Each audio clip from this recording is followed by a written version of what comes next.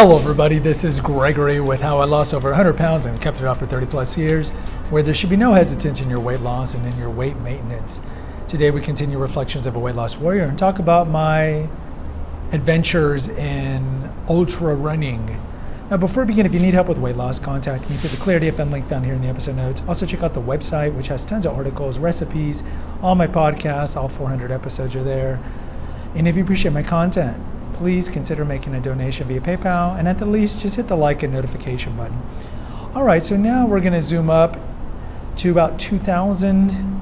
It's been 8 years since I've lost my weight. I'm engaged. I leave Alaska. I really liked Alaska, but my graduate program ended. I got my master's, and my girlfriend, who became my fiance at the time, didn't really like Alaska. Not to blame her. I mean, most people can't handle the weather and the extremes because the summers, it's all sunlight.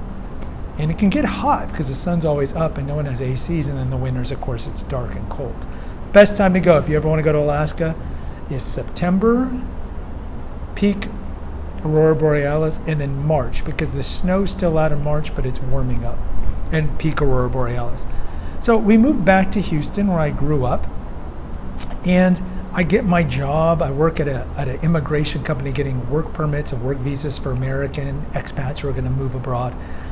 It was my first real job after the 7 years of getting my bachelor's and my master's degree. And I eventually get married once we move back. And so it was my first kind of experience with marriage and kind of domesticity. And I have to say, as a whole, I don't remember this 2000 to 2003 period to be that eventful. It's funny because when you get old like me, and then when you're with somebody 20 years, you don't remember the day in, day out stuff, right? Just kind of it's like a big blur. But I think what I do remember is that was a pretty good, stable time in terms of my eating. It wasn't too disordered. I certainly remember eating in the car secretly, of course, here and there. I do remember my hour lunches where I would walk. I mean, I talked about this in the episode on walking quite a bit during that lunchtime, and just eating my lunch the other half. So again, just moving the body. I remember I would get my friends and we would all go and about twice a day, we were on the second floor, and we would get all in the stairs and walk up to, and try to run up. But at the end, we're walking up to the 10th floor, so shocking the body and so forth. And it was a pretty stable time. I do remember at this time, this is when I started to run longer than I normally run. So as I mentioned, I would run or row or do the elliptical for about 50 minutes, 5 miles.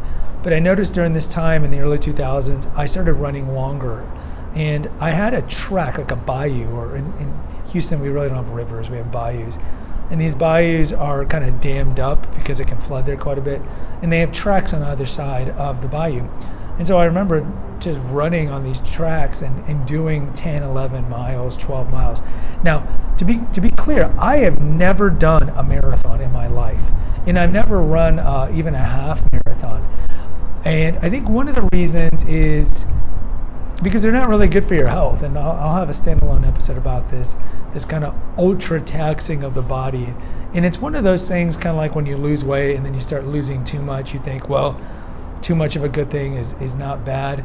Yes, it is. And with running marathons, I know this is going to be controversial to some people who love doing it, but actually it's really taxing on the heart and on your hormones. And yet, I mean, you do hear the cautionary tales of people just drop dead of a heart attack after a marathon, but it can lead to chronic cardiomyopathy, and you have to be wary of this.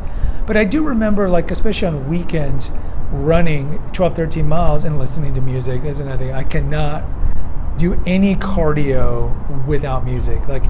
I don't get people who can hear their heartbeat or the moving of their steps. I can't do that. But I do remember kind of liking the long runs because of the scenery, but at the same time I'm this takes a large part of my life. I mean, I was doing 10 to 13 miles. I'm this is a large part of my day, not to mention the recovery and all that. And I did it because I just wanted to do it. I wasn't training. I've never done a half marathon like I mentioned. They're trained.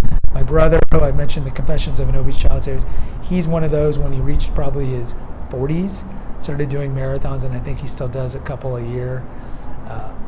It's just not me, man. You're never going to see me have the 26.2 bumper sticker. In fact, the only bumper sticker I have on my car, aside from the one I have for Catholic Radio, is 0.0, which tells you I'm not a big fan of marathons. And it's not because I couldn't train for one or I couldn't do one. It's just I just don't think they're good for you. But I reached a point during this time where I'm like, yeah, I'm going to stop doing this.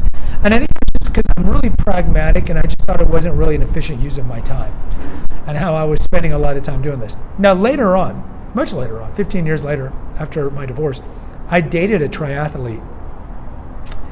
And she was also like, she worked a regular job, but it was a part-time job. So I don't know how she paid the bills. But I would ask her, hey, what are you doing today? She's like, yeah, I'm swimming a mile and a half, cycling 40 miles, and running 10. I'm like, how exactly long does that take you to do the whole day? Oh, yeah, half the day at least. And it just, the pragmatism of me is just like, what? It's just such a waste of time. And again, she wasn't a professional triathlete. She would do the Ironmans and all these. It was just one of these things that she was wired to do, but she didn't make money off of it.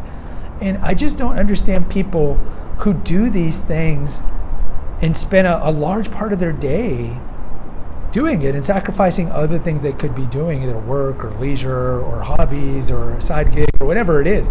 I just don't get it. And so for me, again, I'm not casting aspersions necessarily on those who do the kind of like the extended workouts. For me, it just wasn't my thing. And so I went back to doing kind of the 5 miles a day maintenance thing, which I've been doing since the early 2000s. Guys, post in the comments. Let me know what your experience is with doing half marathons. Did you ever reach that point where you're doing this kind of excessive stuff? Hit the notification, subscribe, and shares button. Until next time, take care, God bless, and pray.